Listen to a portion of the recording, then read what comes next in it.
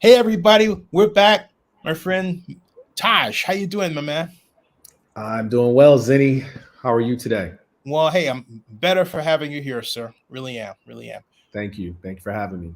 You got an exciting program coming up this Wednesday.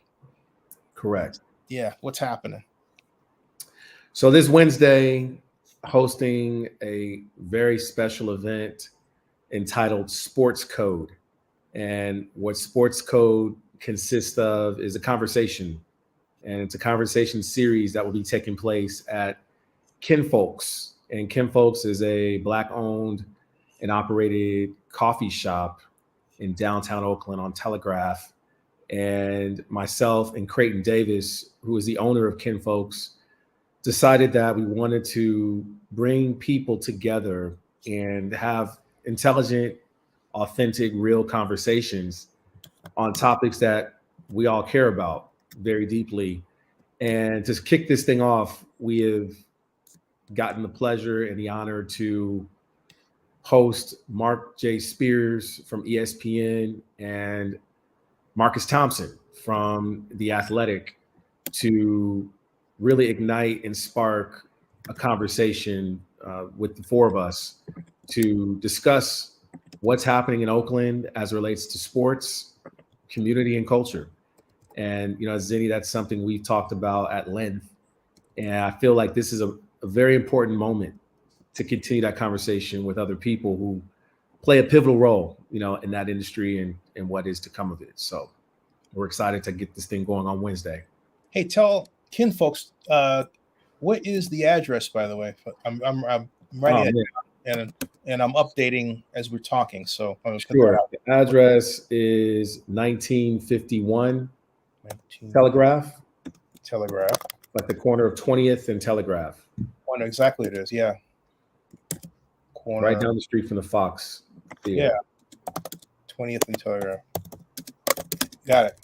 Hey, what was the aha moment that gave rise to this? There have been so many aha moments to think of. By the way, I apologize. What time does it start?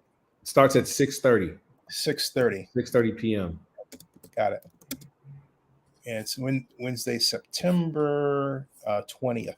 Correct. Got it. Okay. Yeah. So what was you said there were many aha moments. I apologize. I just want to make sure I get this out there. No problem. I feel like there have been so many things happening in the media that this became more or less a necessary evil in terms of us putting this forum together of people who care deeply about the community, but also have an audience and are at the front lines of sports and sports culture and have a vested interest in Oakland as well. Although Oakland now is limited with its professional sports reach. So we wanted to bring this conversation to light. I mean, who knows? There may be an opportunity to keep a pro team in Oakland, right, in the future. So I think this is just a good time to keep that momentum and enthusiasm. Let this soft mineral melt under your tongue to improve vision so you can say goodbye to your optometrist for good. Did you know there is a natural way to improve vision so you can say... Sorry, folks. That was the other version of this that's actually beamed to you, and it decided it was going to play a commercial without my knowing it was activated. Continue, Taj. No worries. Yeah, last time it was me, so it happens. So I think, look, long story short, I think this is just a great opportunity to really sit down with a now NBA Hall of Famer and Mark Spears, who just got the Kirk Gordy Award this year.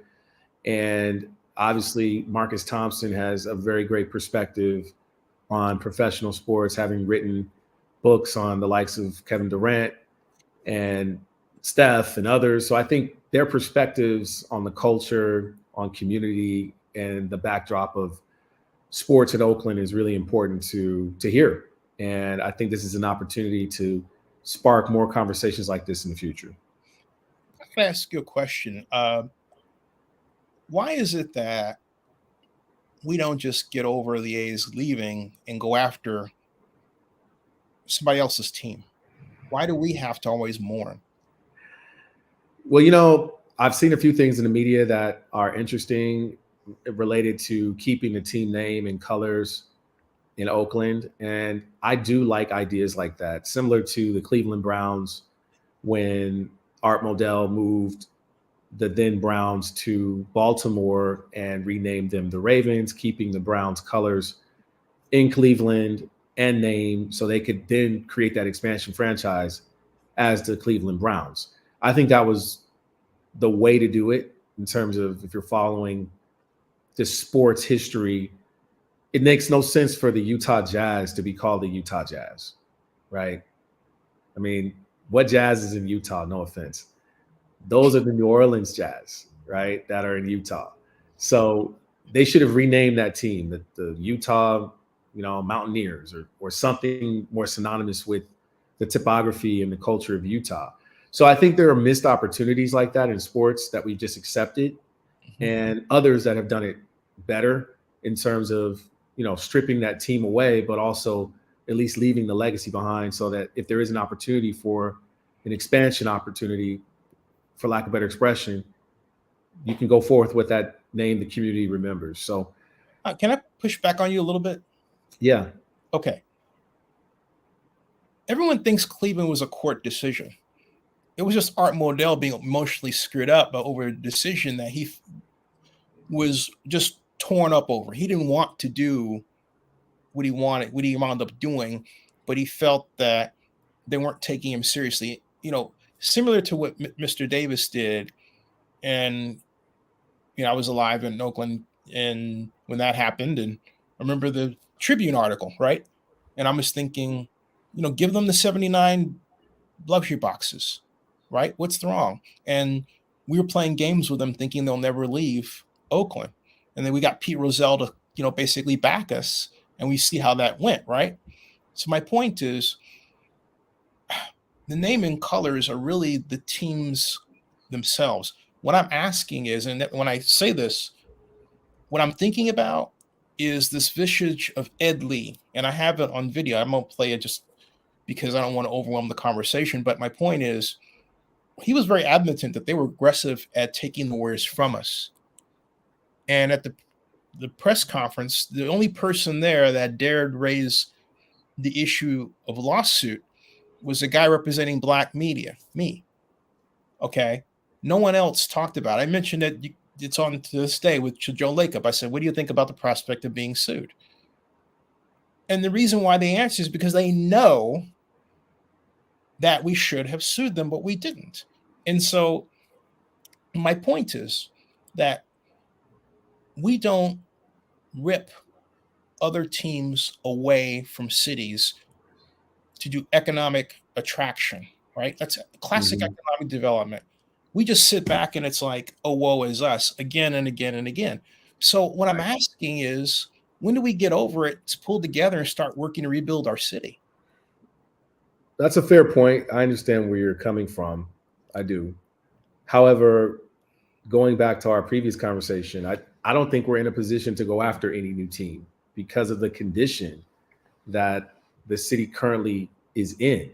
So from an economic development standpoint, I mean, having missed out on that grant money, I don't know if you saw that last week.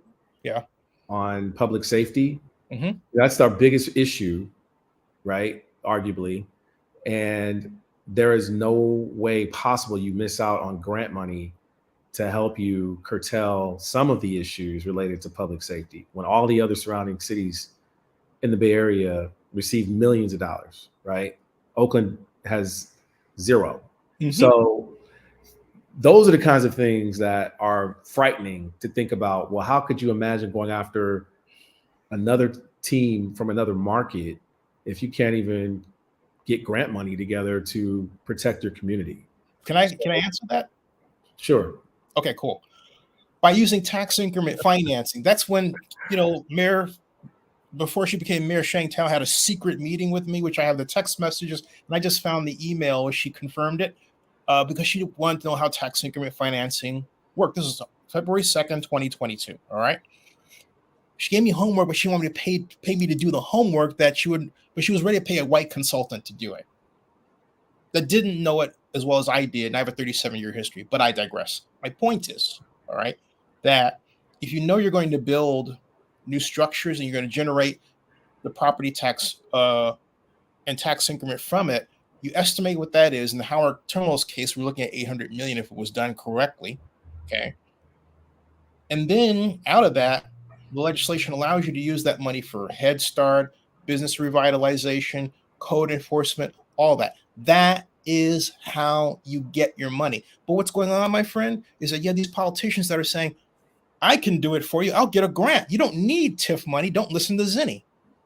Mm-hmm. That's really what's going on. Okay. Because I have pushed for the TIF for 8 years.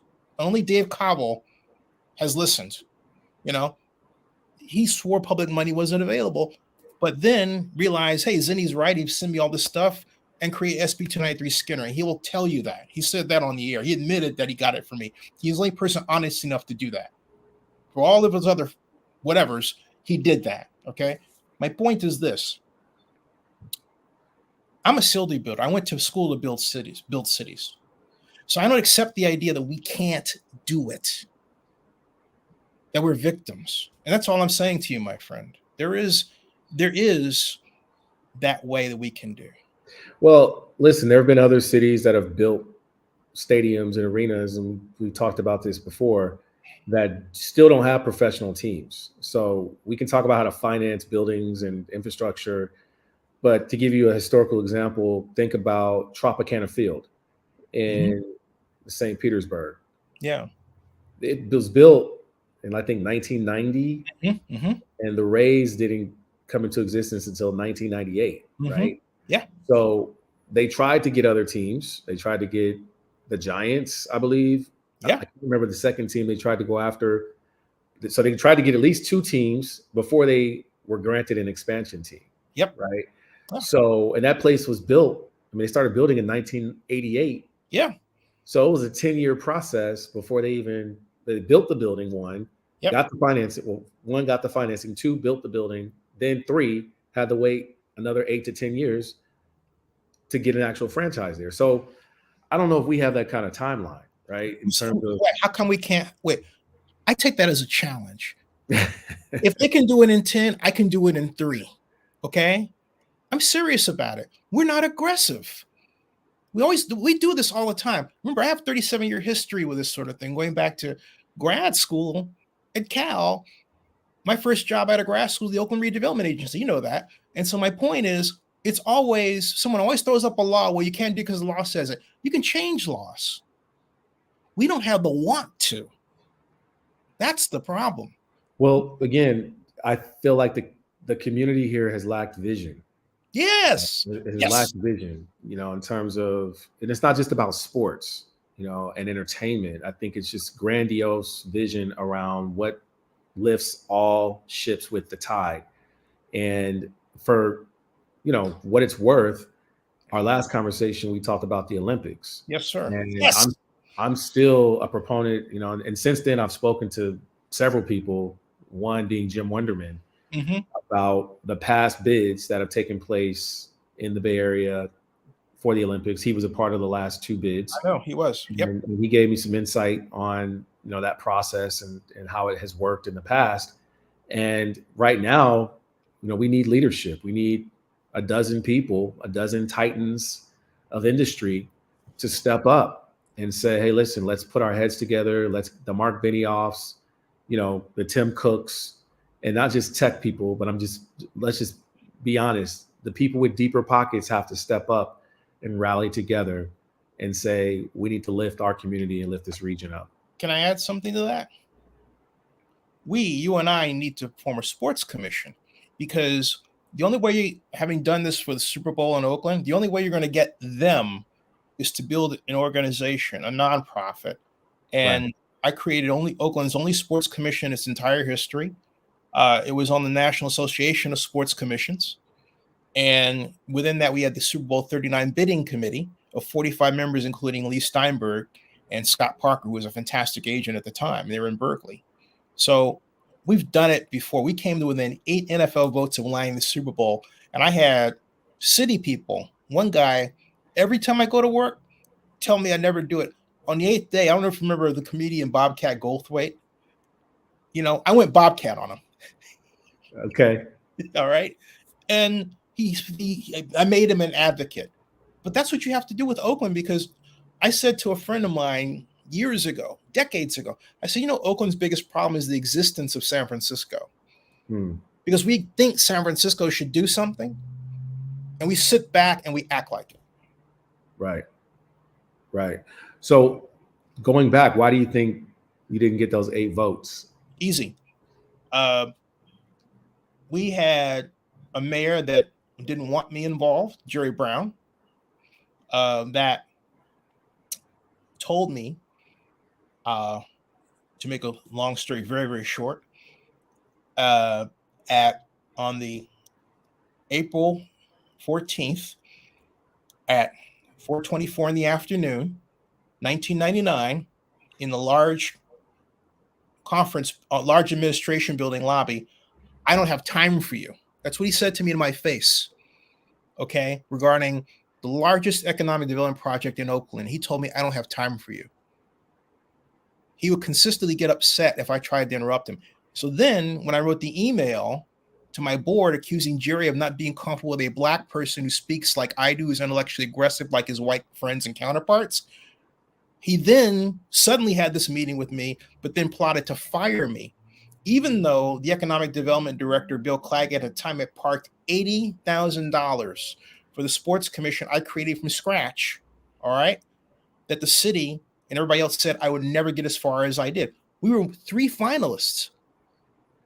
So even though we didn't get the Super Bowl, all right, like Robert Gammon and the Express that I failed, I didn't fail. 11 cities competed for that. Out of the 11 cities, it was Jacksonville, Oakland, and Miami. We lost because we weren't together. And instead of us, when we were named finalists, what should have happened was Jerry should have said, this is great. I'm going to give you $100,000. Okay. And we're going to lay the table for you. And I'm going to make statements in support of you. Instead, we had the Chronicle, after giving me a positive column out of John Diaz, who was the editorial page editor, which I got that 1 year because I worked for a half year to get it. He then turned on me and stabbed me in the back. John Diaz did, and he knows it. Okay. Jerry could have turned around and said, hey, look, that's not what it is. That we don't do that. Jerry didn't do that. All right. I had people representing Oakland actively working against me. The question you have to ask is to them, why didn't you give Zinni the resources? Jerry said to me privately in the presidential suite that I got him over here in Atlanta, was 50 miles away, at the Hyatt, we should have given you more money. He apologized. He knew he treated me inappropriately. He knew it. Okay. So it was, Taj, it was Oakland not believing in itself. And this is something I think, should come up in your conversation, right? Oakland doesn't believe. It hasn't for a long time.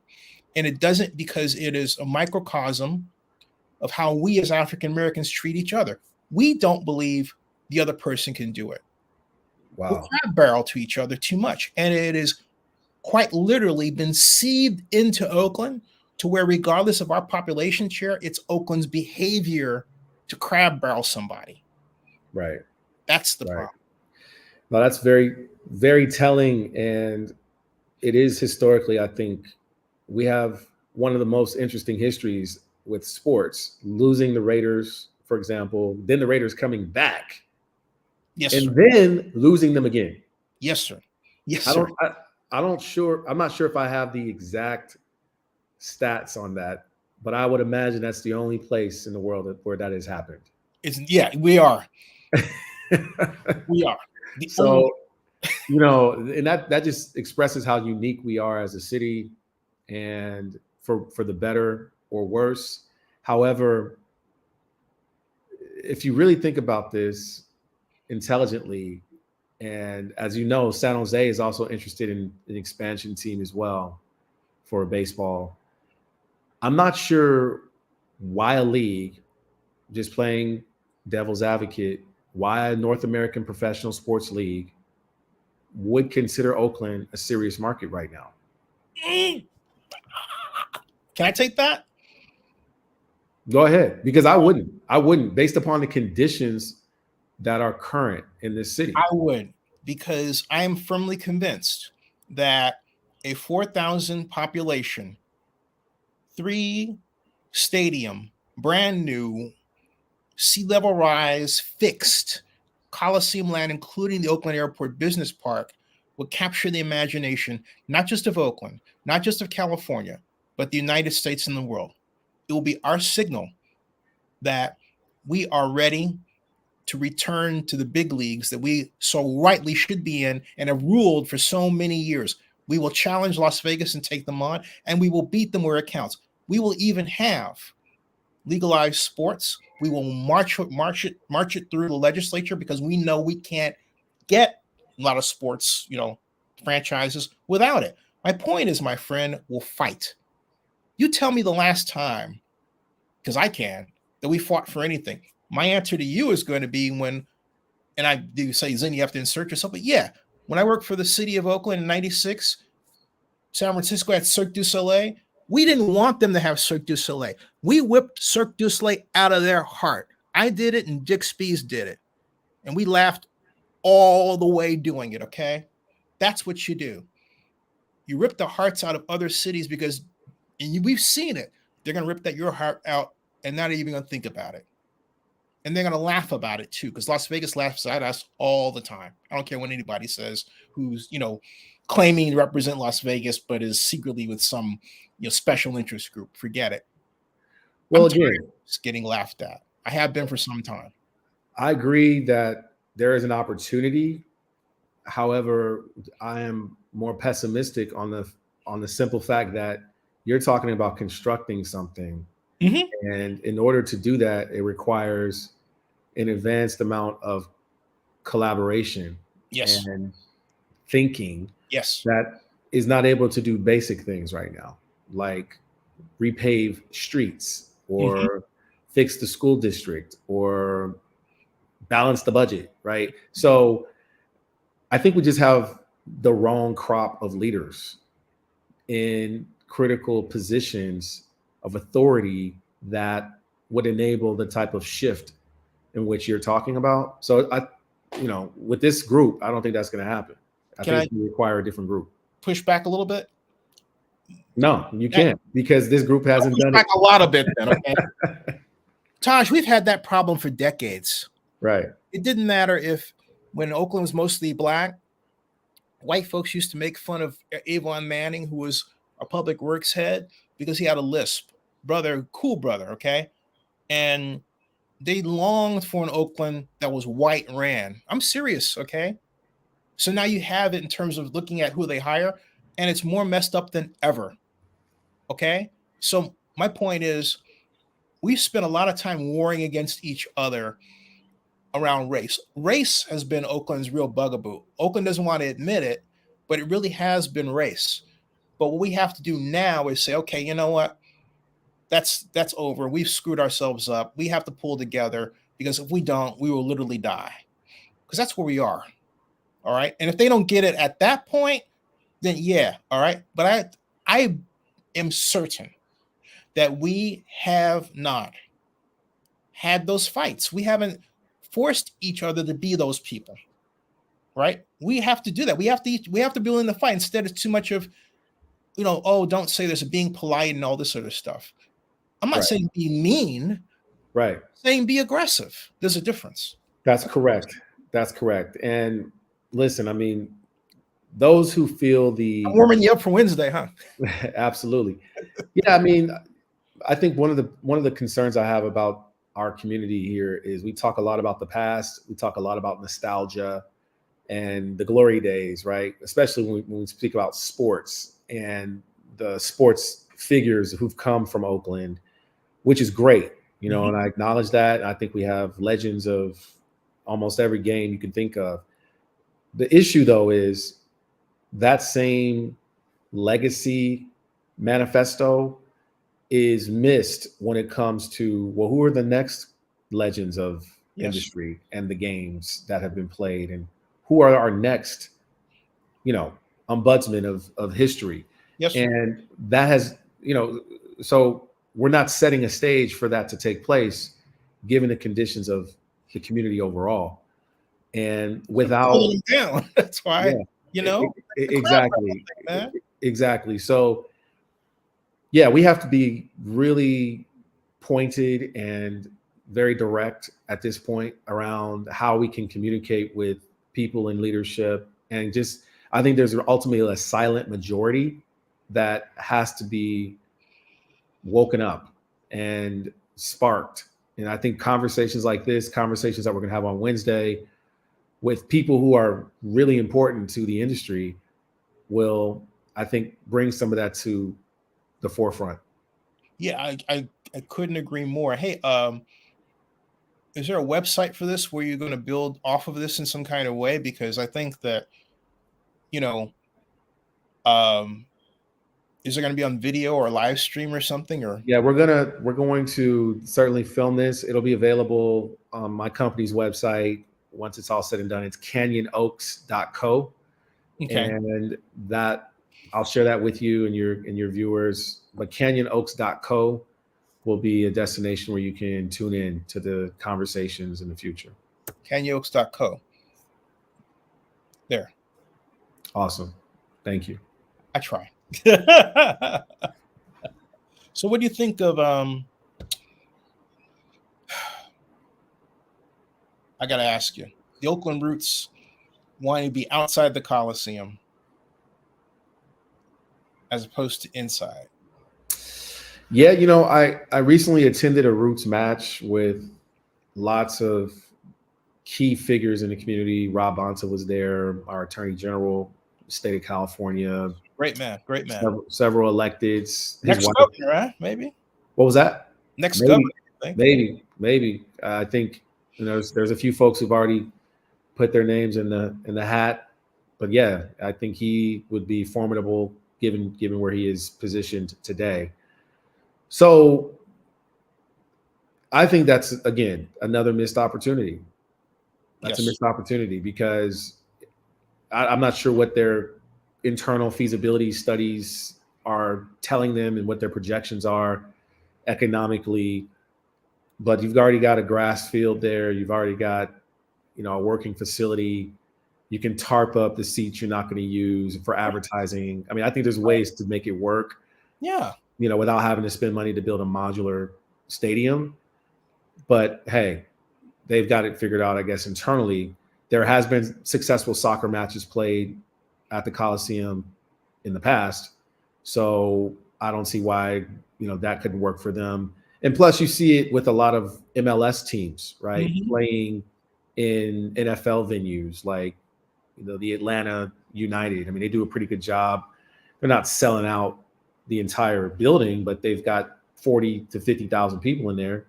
Same thing in Seattle with the Sounders. The Sounders. Well, Atlanta, they sell out the building. 75,000.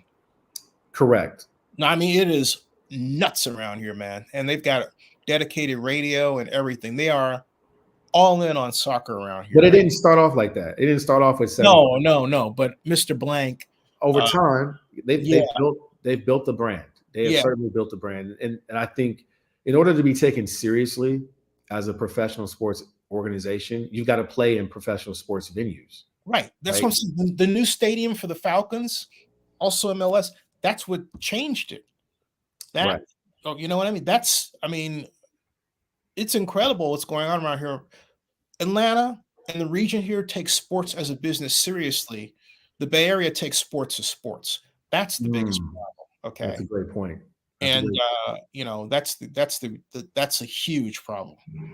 Well, yeah, I think the JPA should be doing everything they can to get other teams like the Roots to play in their existing facilities, make enhancements to the facilities. It's putting lipstick on a pig, but you got to make it work, and you've got to show the municipalities usage of what we can do with our existing infrastructure to get forth the conversation about reinvesting in new infrastructure. Sorry for wagging my finger, but I want to make this point too. AASEG should be the master developer. The JPA is not treating them right And so it makes it look like you have, the Roots here and AASCG here. They said, we have this, agreement to work together. And I said to Ray, Ray, you are over the Coliseum as a whole. They are one little pimple in it. That places you all in the position of master developer automatically. But the paperwork doesn't say it. Taj, this is the first time you have a black group. They make all this song and dance like, oh, we're so happy they're here. But then they won't give them the proper control they need. Right. See what I mean? I do. I see it all too well and all too often. Well, I wish them the best, as they pursue this. And I also think that, again, it's going to require multiple entities to work in collaboration. And, we all have, I think, a different vision of what we can do with the Coliseum site. And I hope that there's more study to be done with, the like-minded individuals who can see beyond the current conditions. And I just read something about a second downtown as a proposal for the Coliseum site, in addition to that came out of the conversation. But what happened was that I didn't read it, but if you want to have and see the entire discussion, it's right here. Just type Coliseum JPA meeting, September, the date back there. It pops up. It's got Ray Bobbitt's face on it. It's got the whole 1 hour and 21-minute meeting, including that segment. So it's all there. And what was talked about, the context was basically Coliseum City. Mm-hmm. So the Chronicle reporter is not familiar with the past, which is the problem in the media, the white media, as I call it. No, because it is. I'm being candid about it. All right. Right. And because we're too baked into how somebody culturated that way writes and looks at media, and we think that it's the norm, and it's really that person's way of looking at it, as opposed to how you would look at it or somebody else. And layered upon that, the fact they don't know Oakland. That was just all they were talking about, Taj, was Coliseum City. That's it. Right. And we've been talking about Coliseum City since Mayor Jing Quan was in office, right? Okay. And okay. Yeah. Well, I have the originating video. If you type Coliseum City Origins here at YouTube, you'll see a photograph of a white guy with gray hair. That's one of my mentors' recipes. His name is Bob Lesty, one of the greatest real estate shopping center agents in the world. And it was he, Steve Lowe. I don't know if you know Steve or not. I do. Yeah. Very well. Steve will tell you. Him, Steve Lowe, and the late Frank Dobson, who had the design. They came up with the concept, the idea of Coliseum City back in 2004, and introduced it in my video in 2009 as part of the Sports and Entertainment Task Force that Ron Delms put together, that Chris Benedetti chaired. All right. And Chris he's great. Should be talking about it. He wants to hide behind this. Well, I'm a journalist and I don't say anything. I say, Chris, knock it off, man. Just get back to the way you used to be when you were really involved. He came to my house and in 2006 and spent an hour interviewing me about Oakland and everything up to that point for ESPN, and did nothing with it. Okay. So Chris hides behind this, I can't because I'm objective crap. Chris, I'm not buying it.